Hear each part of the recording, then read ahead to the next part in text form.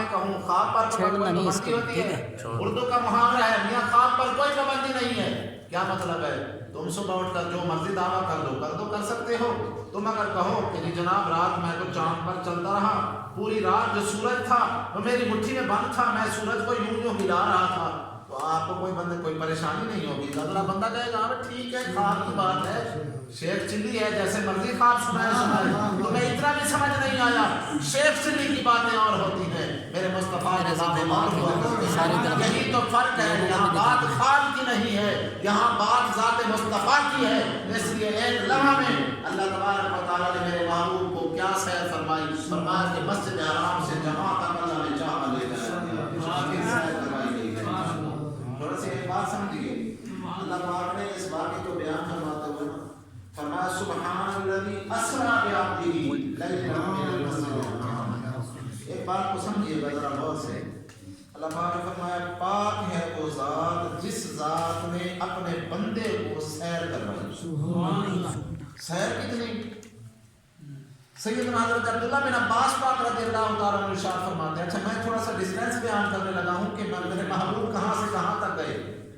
فرمایا کہ یہ مسجد حرام سے مسجد اقصیٰ تک کا جو سفر ہے وہ 1300 کلومیٹر موجودہ پیمانوں کے مطابق ہے.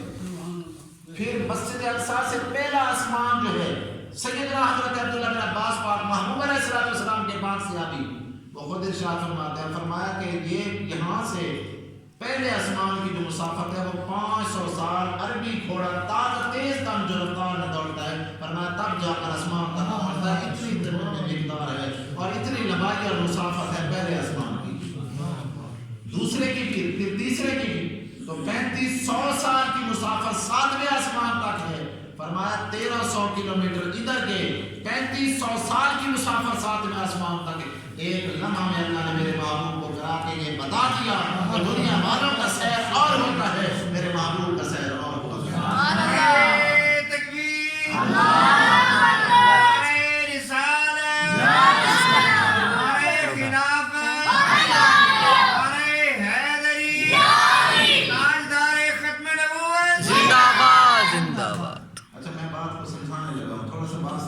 اللہ نے اس کو بیان کیا.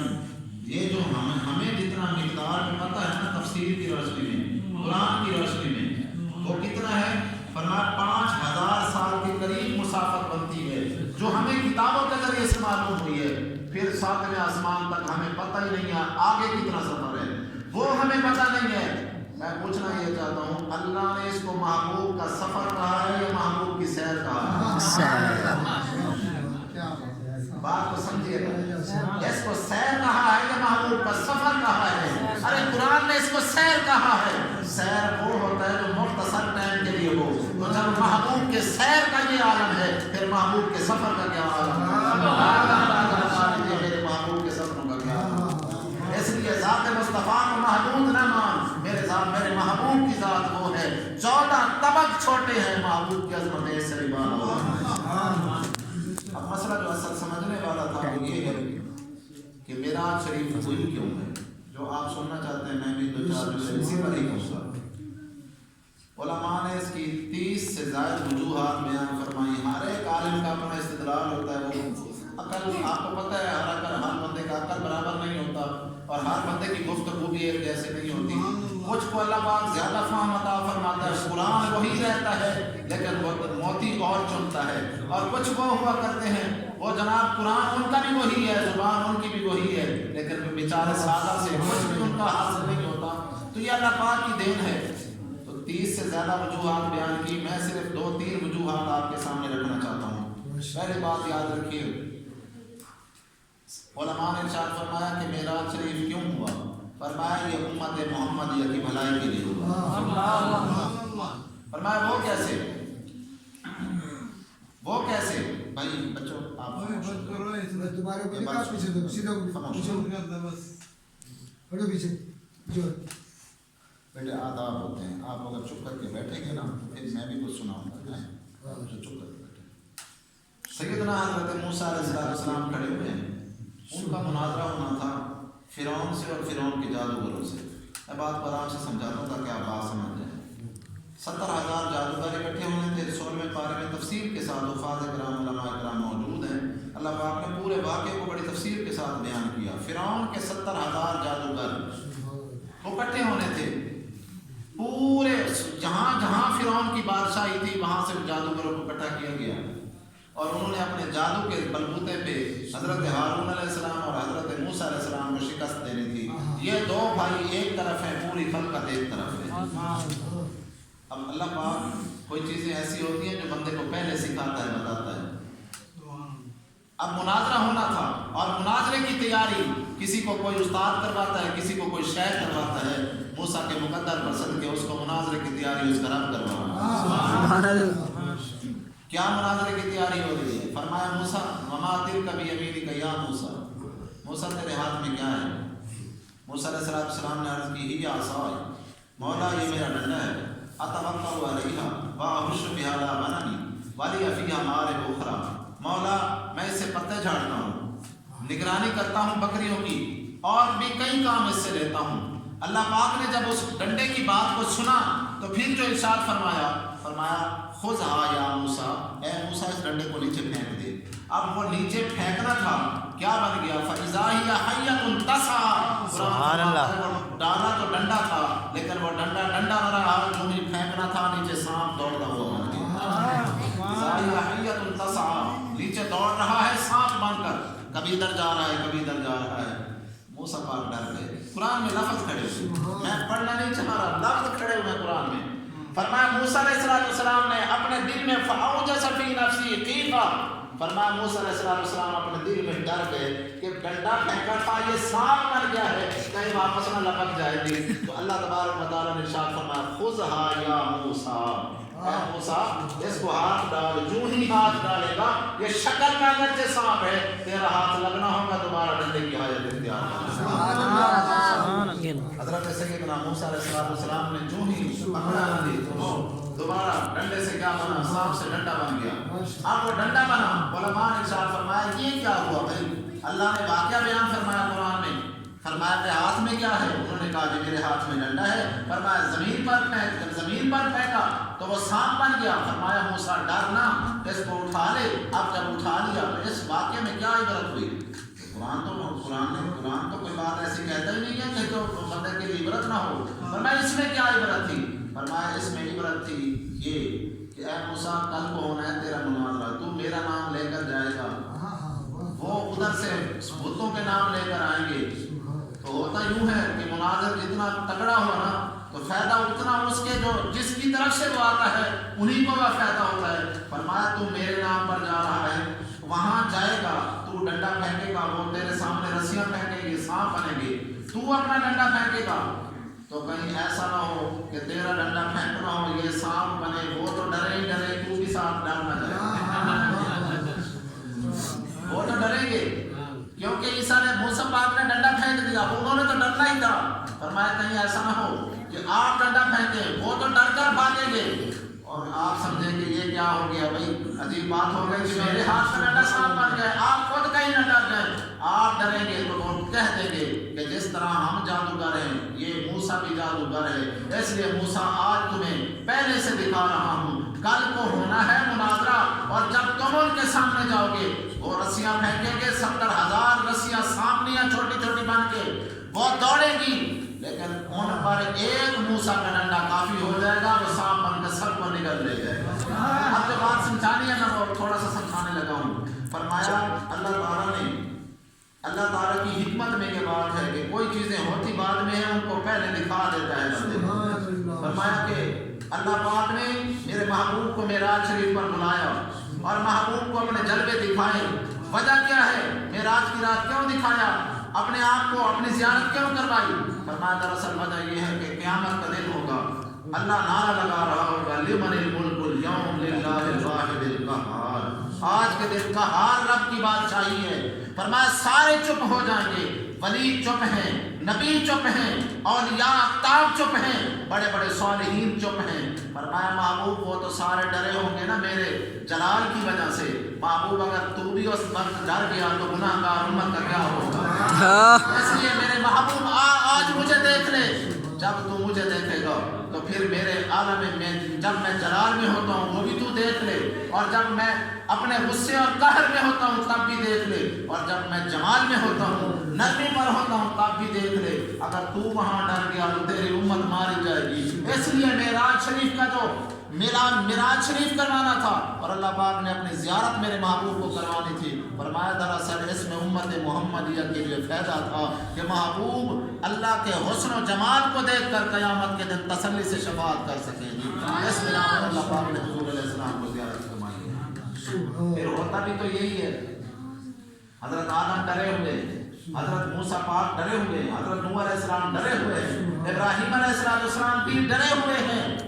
سارے کہہ رہے ہیں اذهبوا الى غیری نفسی نفسی اذهبوا الى غیری، دوسری طرف چلے جاؤ، میرے پاس کوئی تمہارا حل نہیں ہے۔ اور یہاں میرے مصطفیٰ دامن رحمت پھیلا کر کہہ رہے ہیں آ جاؤ گناہگار، میں تمہارے لیے کھڑا ہوں۔ یہ میرے مصطفیٰ یہ طرح فرما رہے ہیں۔ تو فرمایا اصل وجہ یہ تھی کہ اللہ پاک نے محبوب کو بلایا اور فرمایا مجھے آج دیکھ لے، جب مجھے دیکھ لے گا تو میرا جلال اور جمال تجھ پر برابر ہو جائے گا۔ پھر چاہے میں جلال میں ہوں تو مجھ سے بات کر سکے گا، چاہے میں جمال میں ہوں تو مجھ سے بات کر سکے گا۔ تو فرمایا دراصل یہ امت محمدیہ پر رحم کرنے کی صورت تھی کہ اللہ پاک نے محبوب علیہ السلام کو اپنا دیدار عطا فرمایا۔ اگلی بات سمجھیے، کچھ علماء نے ایک اور بات کہی، وہ بڑی مزیدار بات ہے۔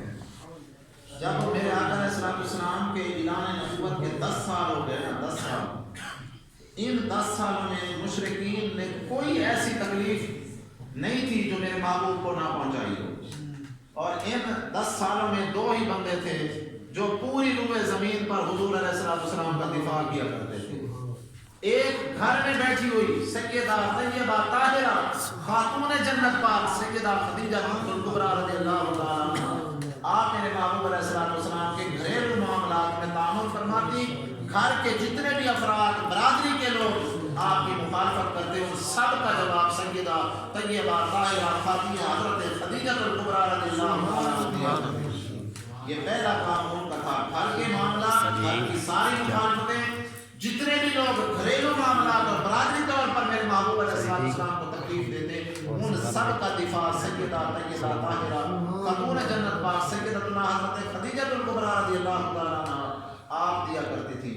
اور باہر کے جو معاملات ہوتے تھے ان میں واحد دفاع کرنے والی ذات مولا علی رضی اللہ تعالیٰ عنہ کے والد گرامی حضرت ابو طالب ہوا کرتے تھے۔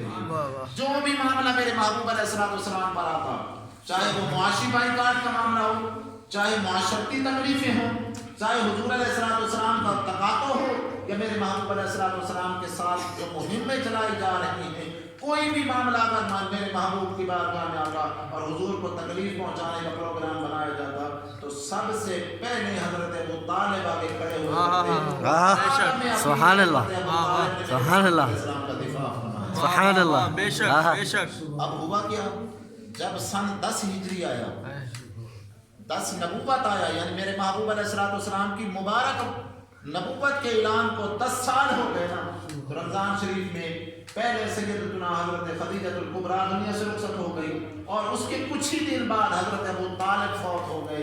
اب نہ ظاہری طور پر کوئی دفاع کرنے والا رہا باہر کے معاملات میں، اور نہ کوئی ظاہری طور پر مدد کرنے والا رہا گھر کے معاملات میں۔ حضور پریشان رہتے، باہر جاتے تو باہر سکون نہیں آتا کہ چاچا نہیں ہے، اور گھر آتے تو گھر میں سکون نہیں ہے۔ وہ جان نثار بی بی، وہ طیب اور طاہر کردار سیدتنا خدیجہ الکبریٰ وہ گھر میں موجود نہیں ہے۔ حضور غمگین رہنے لگ گئے، باہر جاتے تب بھی غم ہلکا نہ ہوتا، اور اندر آتے تب بھی غم نہ ہلکا ہوتا۔ پہلے پوری روئے زمین کی مخالفت کے باوجود جب گھر آتے تو سیدہ طیبہ طاہرہ آپ علیہ السلام کو خوش کر دیتی، اور جب باہر جاتے تو حضرت ابو طالب کا کردار حضور کو خوش کر دیا کرتا تھا۔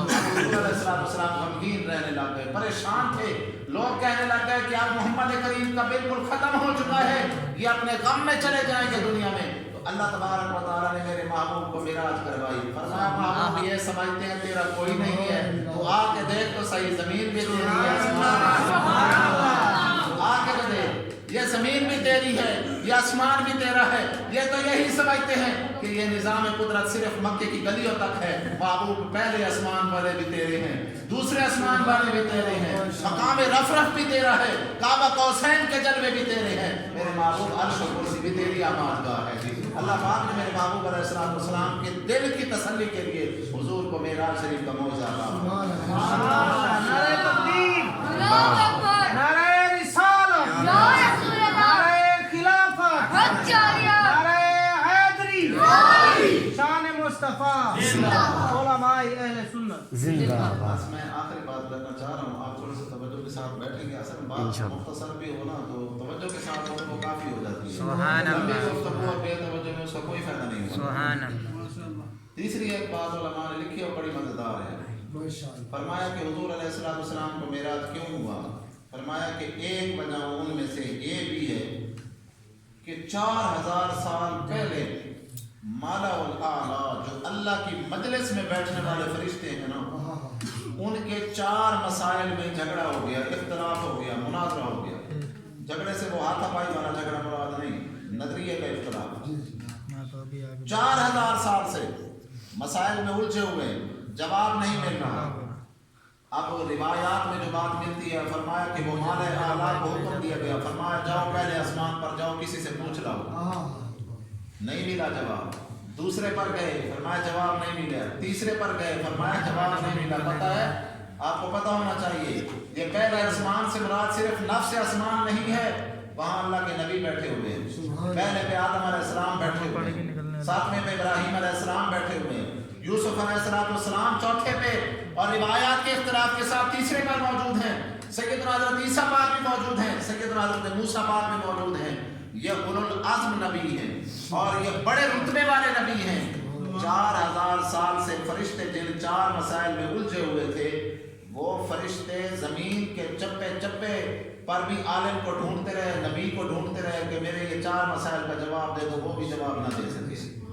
اور پھر آسمانوں کی طرف گئے تو آسمانوں والوں سے بھی جواب نہ بن پڑا، نہ پہلے آسمان والے، نہ دوسرے، نہ تیسرے، نہ چوتھے. اب فرمایا کہ 4000 سال کا عرصہ جب چلا گیا نہ گزر گیا.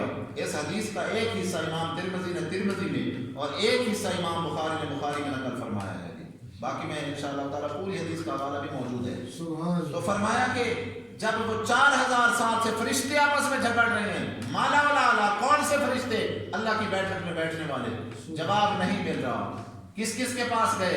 اولو العزم نبیوں اور رسولوں پیغمبروں کے پاس گئے. فرمایا یہ 4 مسئلے ہیں، جواب عطا فرماؤ. فرمایا ہمیں کوئی جواب نہیں آتا. سبحان اللہ. میرے اور میرے محبوب کی بعثت ہوئی نا، حضور نے اعلان نبوت فرمایا نا، تو پھر فرشتے خوش ہو گئے. انہوں نے کہا کہ لگتا ہے اب ہمارا 4000 سال سے جن پرچیوں کا جواب نہیں آ رہا تھا، وہ پرچی کا جواب دینے والے ذات تشریف لائی.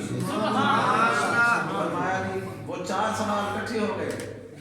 اب دن بدن جیسے جیسے میرے محبوب علیہ السلام کی تبلیغ پھیل رہی تھی، وہ فرشتے دعائیں کرتے، یا اللہ کبھی تو محبوب کو ہمارے پاس بھی بلا، کبھی تو محبوب کو اس بیٹھک میں بلا جس بیٹھک میں ہم بیٹھتے ہیں، وہ مالا الاعلیٰ کی بیٹھک.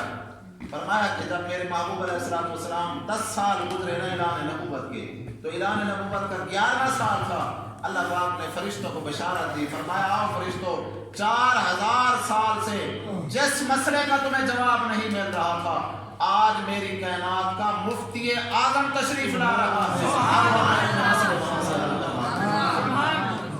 آپ نے دیکھا ہو نا کوئی بڑا مفتی آتا ہے تو شہر کے جو پیچیدہ مسائل ہوتے ہیں اور پرچیاں لوگ جمع کر کے بیٹھے ہوتے ہیں، جی یہ بڑے مفتی صاحب آ گئے ہیں، ان کے پاس سے ضرور جواب حاصل ہوگا. پھر یہ سمجھ لو جس پرچی کا جواب نہ آسمان والے دے سکتے ہیں نہ زمین والے دے سکتے ہیں، اس پرچی کا جواب میرے مصطفیٰ کریم اللہ.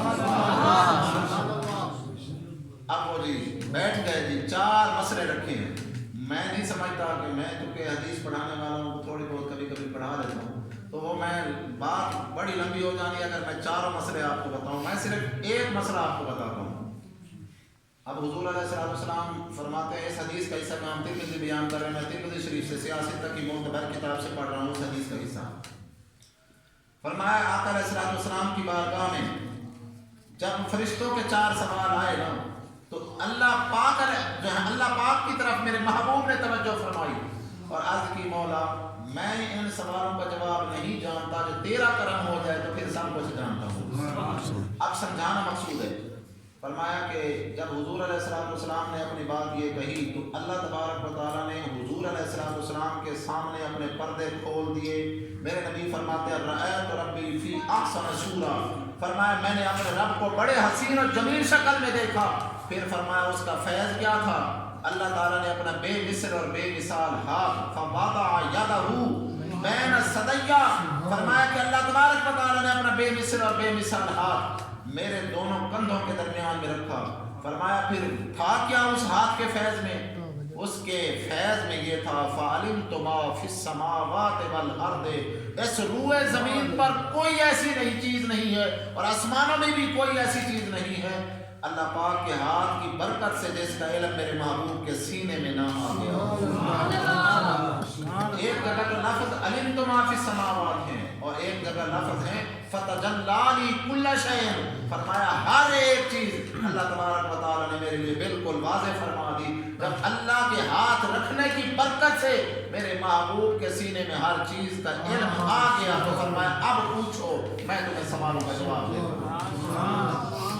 ایک بات یہاں بھی سمجھ آنی چاہیے، یہ جب حافظ پہلی رات تراویح پڑھتے ہیں نا تو جو پہلا حافظ ہوتا ہے نا جس نے پہلی دفعہ پڑھنا ہوتا ہے وہ جاتا ہے استاد صاحب کے پاس، شادی میں نے محنت تو بہت کی ہے، 4 سال 5 سال لگے ہیں، لیکن آج پہلی رات ہے، بہت مشکل ہونی ہے، تو آپ مہربانی فرمائیں آپ اپنا دست شفقت میری پیٹھ پر رکھ دیں، دو کندھوں کے درمیان رکھ دیں، مجھے امید ہے پھر برکت ہی برکت ہوگی۔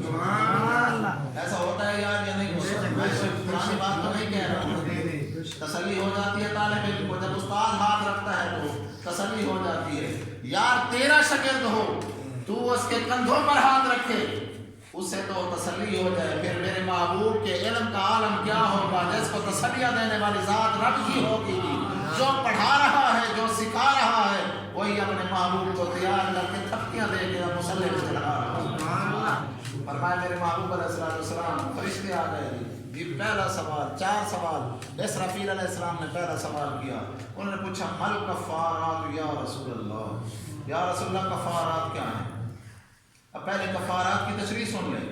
فرمایا کفارات اس صابن کو کہتے ہیں جس کے ذریعے سے دنیاوی میل نہ کسے بلکہ جو گناہوں کی میل ہے وہ ختم ہو جائے، اس کو کفارات کہا جائے، اور جس صابن سے گناہ باقی نہ رہے گناہ دھل جاتے ہوں۔ پوچھا گیا حضور وہ کون سا تیز صابن ہے جس کے ذریعے سے گناہ دھل جاتے ہیں؟ یہ ایسا مسئلہ تھا جو کسی نبی ولی کو اس وقت تک نہیں آتا تھا جب تک میرے محبوب نے عطا نہ فرمایا۔ اب جواب سننے کے لیے آپ تیار ہیں؟ حضور نے 3 صابن بتائے، فرمایا یہ 3 صابن ایسے ہیں کائنات میں ایسا کوئی صابن نہیں ہے جو گناہوں کو اتنا جلدی مٹا دے جتنا جلدی یہ صابن گناہوں کو مٹا دے۔ فرمایا کون کون سے؟ فرمایا الوضوء فی المبارہ، فرمایا پہلا صابن یہ ہے کہ جب آپ کا وضو کرنے کو دل نہ ہو، جیسے موسم سردی کا ہو اور پانی بالکل ٹھنڈا ہو، اور پھر بندہ توجہ کے ساتھ بڑی خوش اسلوبی کے ساتھ بڑی اہتمام اور انہماک کے ساتھ بڑی خوبصورتی کے ساتھ بندہ رگڑ رگڑ کر مزے لے لے کر جب وضو کرتا ہے تو فرمایا گناہوں کو مٹا۔ بھائی وضو گرمی میں ٹھنڈا پانی تو استعمال کرنا یہ تو ہر کسی کا دل کرتا ہے نا، بات تو تب مزے کی ہے نا جب ادھر سے ٹھنڈا پانی ہو، موسم سردی کا ہو، اور پھر بندہ صرف اس پر یہ نہ کرے کہ بس برکت ہی ہو پانی کی۔ فرمایا نہیں، اس پر یہاں مسئلہ بھی سمجھ لیں۔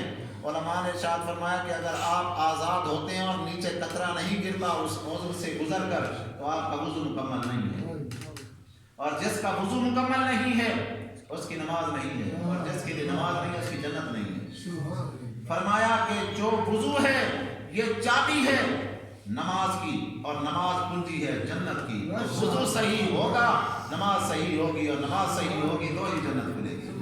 بات کو سمجھیے گا۔ فرمایا کہ پہلا صابن کون سا ہے؟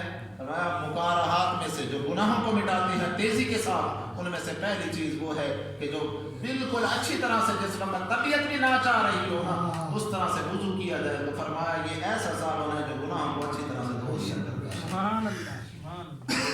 السلام کی بارگاہ میں کہ حضور یہ قیامت کا دن ہوگا، اربوں خربوں بندے ہوں گے، آپ کیسے پہچانیں گے آپ کے امتی ہیں؟ بات سمجھ آ رہی ہے آپ کو؟ فرمایا آپ کیسے پہچانیں گے؟ فرمایا میں ایسے پہچانوں گا جو میرا امتی ہوگا نا جی، اس کے وضو والے اعضاء چمک رہے ہوں۔ اچھا جس کو حضور پہچان جائیں گے نا، پکی بات ہے اس کا کام بن جائے گا، پکی بات ہے۔ جس کو حضور پہچان جائیں اس کا کام بن جائے گا۔ میں صرف مسئلہ آپ کو فکر پیش کرنا چاہ رہا ہوں، باقی آپ کی مرضی ہے۔ حضور سے پہچان کروانی ہے تو حضور کرتے رہا کرو، اور بات کو سمجھ آئے، میں اگلی بات نہیں کر رہا۔ حضور سے پہچان کروانی ہے تو حضور کرتے رہا کرو۔ تف ہے ان افسوس ہے ان نوجوانوں پر، مہینہ مہینہ گزر جاتا ہے، حضور کی توفیق نہیں ہے، 8 دن گزر جاتے ہیں، حضور کی توفیق نہیں ہے۔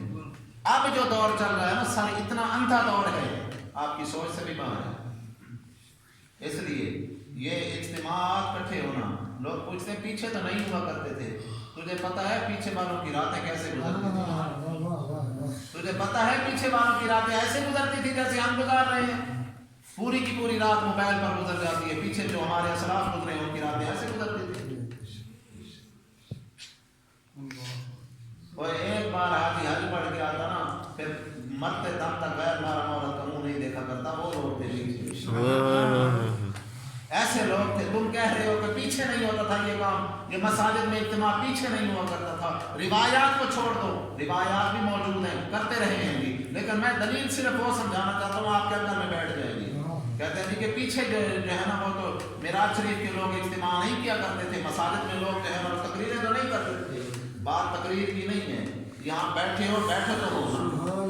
اور اس وقت سستی کا یہ عالم ہے کہ یہاں اگر 4 بندے ختم ہیں اور ایک بندہ مسجد میں بیٹھنا چاہتا تو اس سے نہیں بیٹھا جاتا۔ وجہ کیا ہے کہ دل کہیں اور لگ چکے ہیں۔ اس لیے میرے دوستو بات کرنا چاہ رہا، میں لمبی نہیں کر رہا بات کو۔ حضور سے پوچھا گیا حضور فرمائیں کہ کفارات کیا ہیں، تو میرے نبی نے پہلی شک میں جواب عطا فرمایا کہ جو بندہ وضو کرتا ہے اس وقت جب طبیعت ناپسند کر رہی ہو، اس وقت بھی اچھی طرح وضو کر لئے، اس کے گناہوں کو مٹا دیا جاتا ہے۔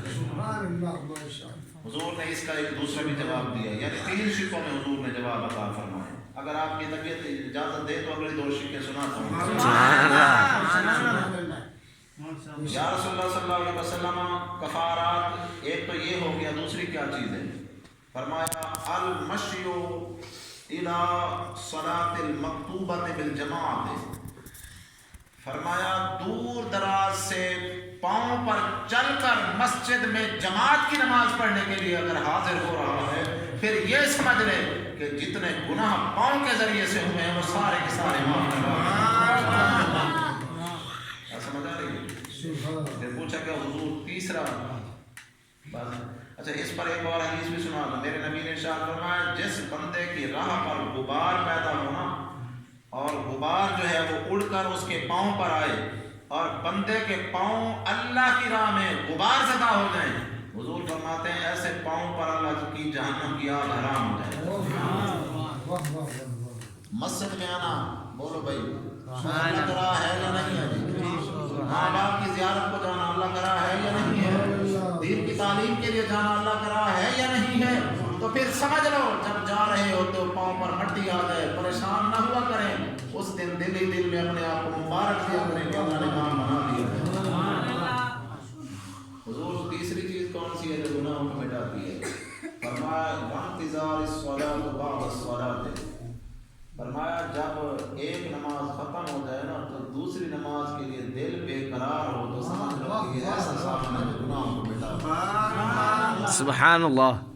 ہوتی ہے طبیعت، یہ ہوتی کسی کسی کی ہے، ہم تو کہتے ہیں کہ نماز ہو یا نہ ہو، کوئی ایسے بھی کوئی مبارک بندے ہیں اللہ کے، اگر تیرے محلے میں تیری بستی میں ایسے نمازی ہیں تو قدر کر ان نمازیوں کی، قسم سے کہہ رہا ہوں یہ جب تک ہے نا اللہ پاک کی رحمت ہے، اور جب ایسے نمازی ختم ہو جائیں گے پھر ختم ہو جائے گا، تیرا محلہ ختم ہے وہاں ختم ہے۔ اس لیے جہاں پر ایسے نمازی ہونا کہ جن کی فکر ہی یہی ہو، یا نماز ابھی پڑھ کے آیا ہوں پتہ نہیں دوسری نماز کب ہوگی، بار بار گھڑی کو تکتا ہے، بیٹھا تو دکان پر ہے تو دل مسجد میں چھوڑ کے آیا ہے۔ فرمایا ایسا جو بندہ ہوا کرتا ہے نا، میرے محبوب کی بشارت ہے اس بندے کے لیے، فرمایا لمحہ لمحہ اس کا گناہ بڑھ رہا ہوتا ہے، اس کا گناہ ہو گئے تو فرمایا دراصل میرے محبوب کا جو معراج شریف تھا وہ ان 4000 سال کے جو سوال اڑے ہوئے تھے نا ان کا جواب عطا فرمایا۔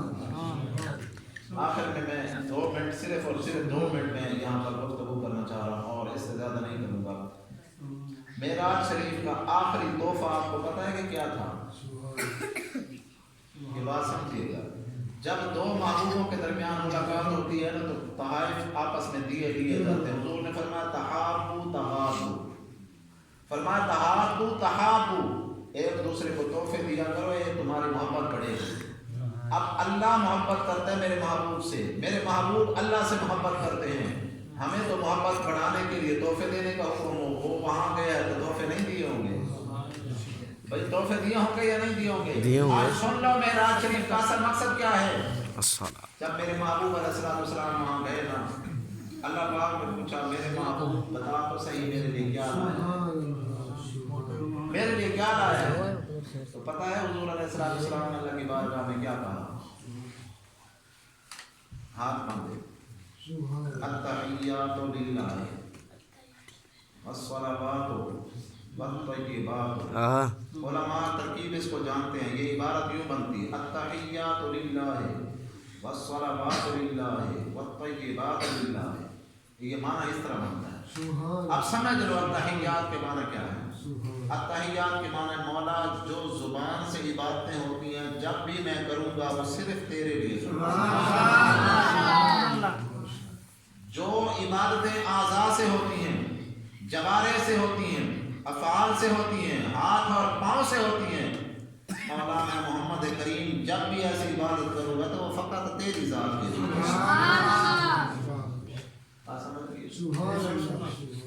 یہ تحفہ میرے محبوب علیہ السلام اللہ پاک کی بارگاہ میں لے گئے۔ جب یہ تحفہ اللہ پاک کی بارگاہ میں میرے نبی لے کے گئے نا، اللہ پاک نے بھی بدلے میں ایک تحفہ عطا فرمایا۔ تحفہ کیا تھا؟ السلام علیکہ ایھا النبی ورحمۃ اللہ وبرکاتہ، السلام علینا وعلی عباد اللہ۔ محبوب میں رب ہو کر ان بندوں کو سلام بھیجتا ہوں، ان بندوں کو سلام بھیجتا ہوں، محبوب میں ان بندوں کو سلام بھیجتا ہوں جو تیرے طریقے پر ہمیشہ ہمیشہ نماز ادا کرتے ہیں۔ اب بتاؤ بھائی کس کو اللہ کا سلام نہیں چاہیے؟